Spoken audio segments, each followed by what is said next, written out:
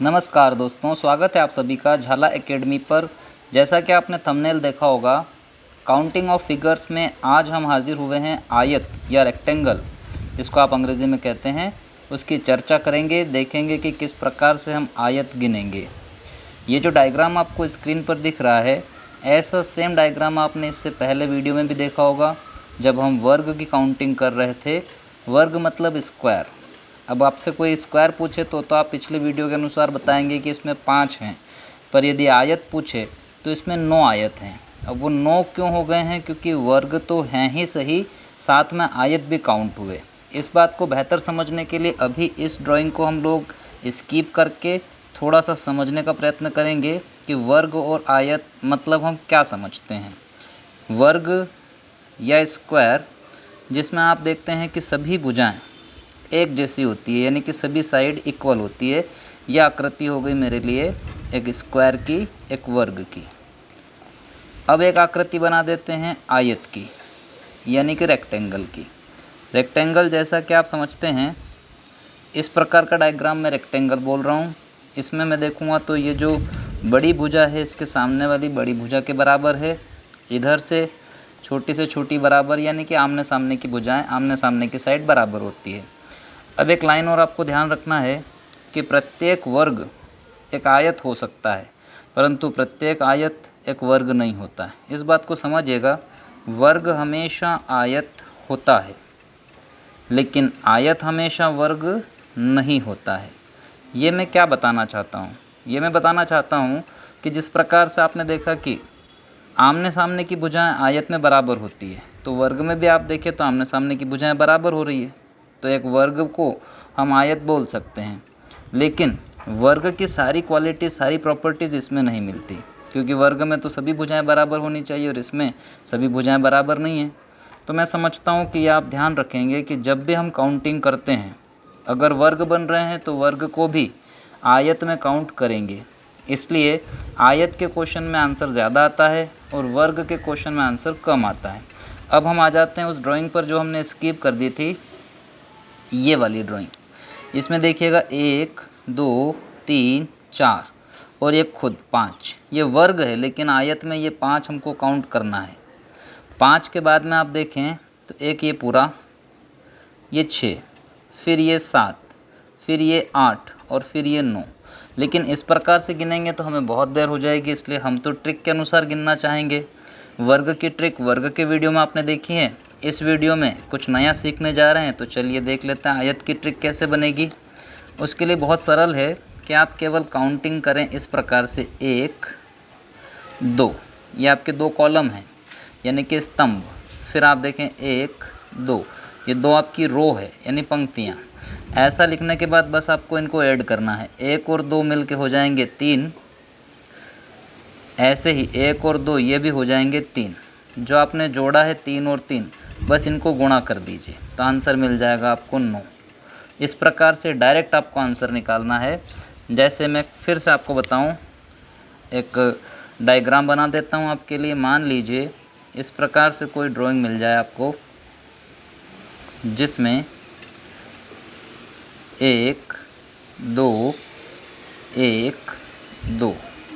अब आपसे कहे कि बताइए कितने वर्ग हैं। कुछ नहीं करना है, 1 2 3, इधर 1 2 3, ऐड करें 1 और 2 3 और 3 6, इधर ऐड करें तो इधर भी 6 और 6 का गुणा कर दीजिए, आपका उत्तर होगा 6 6 36, यानी कि 36 इसमें क्या है?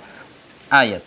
हमेशा ध्यान रखिए, आयत वर्ग को भी गिन के बताता है, और ट्रिक ये आपको समझना है। अच्छा, एक और अच्छी बात है आयत की कि जिस प्रकार हमने वर्ग में एक तो सममित आकृति और एक असममित आकृति, यानी सिमेट्रिक और नॉन सिमेट्रिक फिगर के अलग अलग ट्रिकें देखी थी, पर इसमें ऐसी कोई परेशानी नहीं है। इसमें तो यह ट्रिक सिमेट्रिक में भी लागू होती है और नॉन सिमेट्रिक में भी। सिमेट्रिक यानी सममित का मतलब होता है कि जितने कॉलम है उतनी रो भी है। नॉन सिमेट्रिक का मतलब होता है रो और कॉलम जो है वो बराबर नहीं होंगे। चलिए ऐसा एक डायग्राम बना के देखते हैं। मान लीजिए कभी परीक्षा में आपको कोई ऐसा डायग्राम मिल जाए जिसमें रो और कॉलम की संख्या बराबर नहीं हो। इसमें आप देखें 2 रो है लेकिन कॉलम ज़्यादा बना देता हूँ, 2 3 और एक और बना देते हैं। देखिएगा अब काउंट करेंगे ऐसे 1 2 3 4 5। ये 5 कॉलम है। रो कितनी है तो एक रो तो ये है और एक ये 2। वही ट्रिक लगा दीजिए 1 2 3 3 6 4 10 5 15 इस तरफ हो रहे हैं 15 और 1 और 2 3 इस तरफ हो रहे हैं 3। ये जो आपने प्लस किया है 15 और 3 बस इसको इंटू करेंगे तो आंसर आ जाएगा 15 तिया 45 यानी 45 इसमें क्या थे आयत। उम्मीद करता हूँ कि आपको यह ट्रिक समझ आई होगी। इसकी प्रैक्टिस कर लेते हैं। वे प्रश्न जो परीक्षाओं में आ चुके हैं चलिए उन पर नज़र डालते हैं। कौन से वे प्रश्न हैं देखते हैं। ये वाला डायग्राम देखिएगा। इसमें यदि आपको काउंट करने की कहा जाए तो आप कैसे काउंट करेंगे इसमें काउंट करके बताएं। वीडियो को पॉज कर सकते हैं। वैसे मैं थोड़ी देर रुक जाता हूं ताकि आप कमेंट कर सकें कि इसका उत्तर क्या होगा। फिर हम मिलकर इसका आंसर देंगे। जो ट्रिक बताई है उसको लागू करें। चलिए अब मैं समझता हूं कि मिल के कर लेते हैं। 1 2 3 4 1 2 3 4। कुछ नहीं करना है। 1 और 2 3 3 6 4 10 इधर 10 हो रहे हैं। इधर भी 4 तक है मतलब इधर भी 10 होगा। ये जो प्लस हमने 10 और 10 किया है बस इसको इंटू कर दीजिए। 10 गुणित 10 आंसर आएगा 100। ये जो डायग्राम था इसमें 100 रेक्टेंगल है 100 आयत हैं। उम्मीद है आपको समझ में आया होगा। चलिए अगले क्वेश्चन पर चलते हैं जो कि पिछले पेपर से लिए गए हैं। देखते हैं। इस वीडियो में हम लोग एक और नई चीज़ करेंगे कि आपके लिए होमवर्क भी दे देंगे ताकि जब आप वीडियो का आखिरी एक डायग्राम देखेंगे वो आपको होमवर्क के रूप में रहेगा। उसे मैं सॉल्व नहीं करूँगा, हम मिलकर नहीं करेंगे। उसे आप केवल अपने ही कॉमन सेंस से सॉल्व करें और जो भी आंसर आ जाए वो कमेंट करके बताएं। उसका जो आंसर रहेगा वो अगले वीडियो में हम लोग चर्चा करेंगे। फ़िलहाल तो इस डायग्राम पे आप ध्यान लगाएं। इसको सॉल्व करना बहुत सरल है। वीडियो पॉज करके आप सॉल्व करें फिर मिल के करेंगे। चलिए देख लेते हैं। 1 2 3 4 5 1 2 3 1 2 3 3 6 4 10 5 15 इधर हो रहे हैं 15। इधर जोड़ें 1 2 3 3 और 3 6 यानी कि आपका आंसर होगा 6 और 15 का इंटू 15 छंग 90 90 आयत 90 रेक्टेंगल। ये जो दो डायग्राम आपने देखे अभी तक पेपर के बहुत सिंपल थे, बहुत पुराने पेपर में आए हुए थे। अब जो आजकल देखे जा रहे हैं जैसे एक लाइन आ जाती है बस इसमें गिन के बताना है। पहले आप खुद कोशिश कर लीजिए ताकि आपको खुद भी समझ में आए और इंटरेस्ट बना रहे। फिर हम मिलकर इसको सॉल्व करेंगे आखिर इसमें कितने आयत हैं। मैं समझता हूँ आपने देख लिया होगा। अब हम मिलकर देखते हैं। एक सीधी रेखा में तो इतना सरल है कि कुछ आपको ज़्यादा परेशान होने की ज़रूरत नहीं। बस आप नंबरिंग कर दीजिए 1 2 3 4 5 6। इसमें 6 कॉलम ही हो गए, रो तो कुछ है ही नहीं। कुछ नहीं करना है, बस इनको जोड़ दीजिए। 1 और 2 3 3 और 3 6 4 10 5 15 15 और 6 21 21। बड़ी सरलता से आपको आंसर मिल जाएगा। अब ये जो आपने देखा आड़े रूप में देखा है, वर्टिकल रूप में, हॉरिजॉन्टल रूप में यदि आप ऊर्ध्वाधर रूप में भी देखें तो इसी प्रकार से आपको इसको सॉल्व करना है। पहले आप अपना आंसर प्राप्त करें, कमेंट करें और फिर मैं आपको बताता हूँ मिल के करेंगे। बहुत सरल है इसलिए जल्दी से देख लेते हैं इसका आंसर क्या होगा। 1 2 3 4 5 6। अरे ये तो अभी सेम ही हो गया। एक बार आड़े रूप में था तो इस बार खड़े रूप में आपको मिल गया है। 6 अर्थात आपने अभी जोड़ा था 1 2 3 3 6 4 10 5 15 15 और 6 21। इसका भी आंसर क्या होगा 21। लेकिन परीक्षा में यह भी देखा गया है कि सिंपल लाइनों को उन्होंने जोड़ कर दे दिया था, जॉइंट बना दिए थे। चलिए अगली ड्राइंग वैसी ही है आपके लिए। ये देखिएगा अगली ड्राइंग। इसमें आपको काउंट करना है कि कितने आयत हैं यानी कि कितने रेक्टेंगल है। खुद आप दिमाग लगाइए इसका आंसर क्या होना चाहिए, कमेंट करें और उसके बाद फिर मिलकर इसको सॉल्व करेंगे।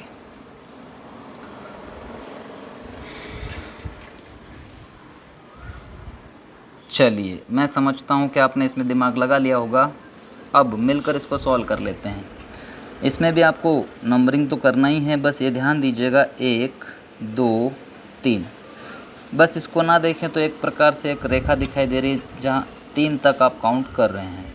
अब खड़ी रेखा को देख लीजिए, ये 3 हो गया है, तो आप इसको ऐसे नंबरिंग कर दीजिए नीचे से 1 2 और ये 3 तो है ही सही।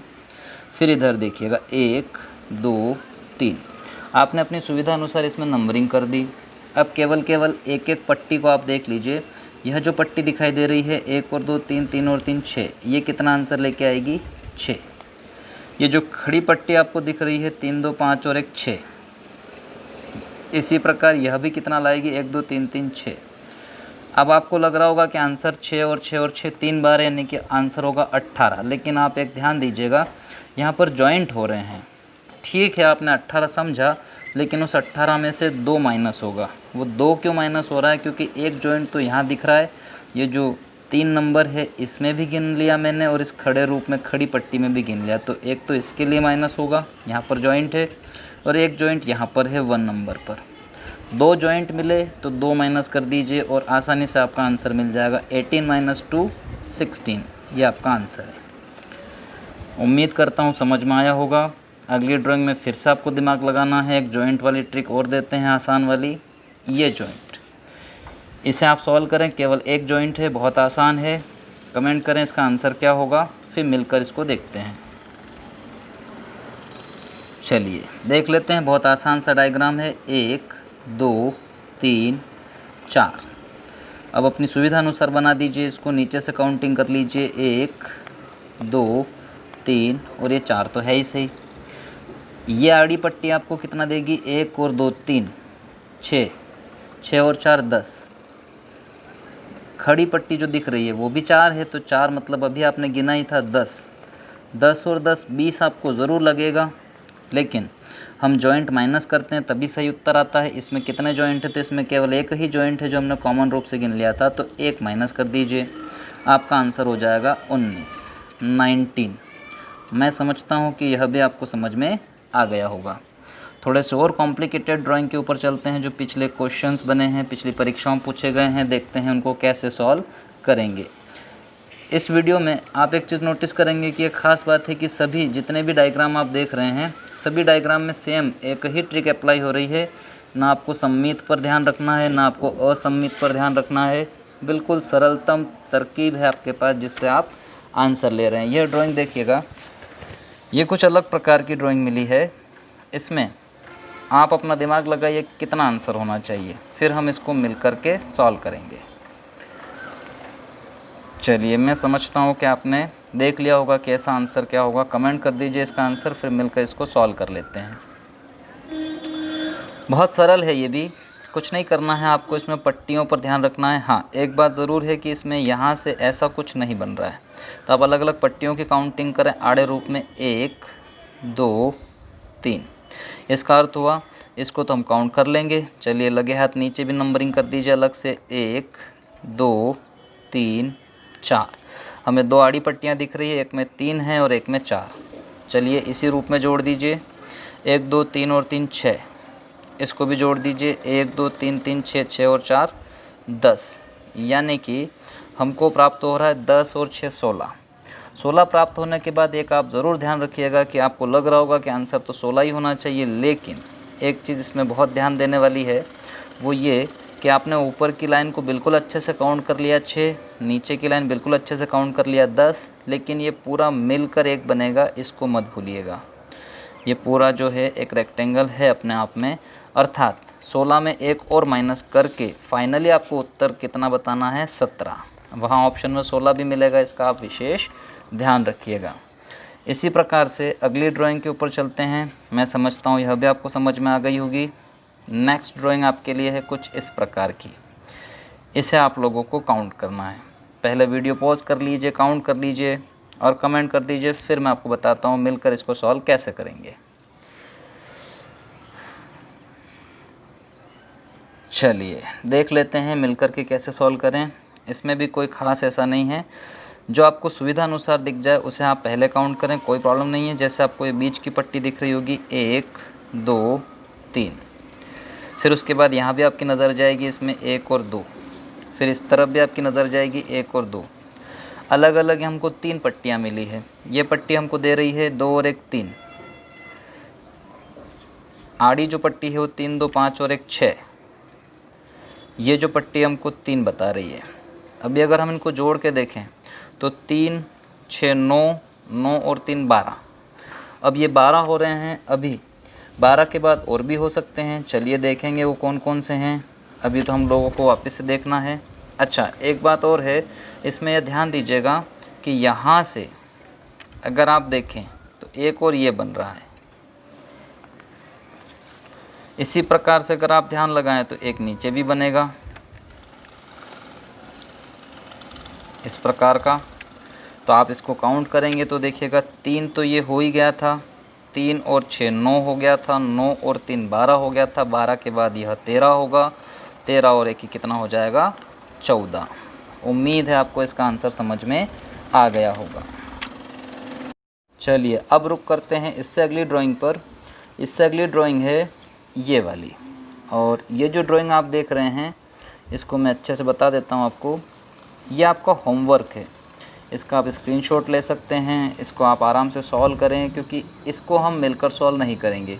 इसका क्या आंसर है ये आपको अगले वीडियो में कमेंट करके बताना है, और अगले वीडियो में हम ज़रूर से पहले इसका आंसर देखेंगे और फिर नेक्स्ट जो भी क्वेश्चन होंगे वो सॉल्व करेंगे। उम्मीद है आपको वीडियो पसंद आया होगा। उपयोगी लगने पर अपने दोस्तों से शेयर कीजिएगा।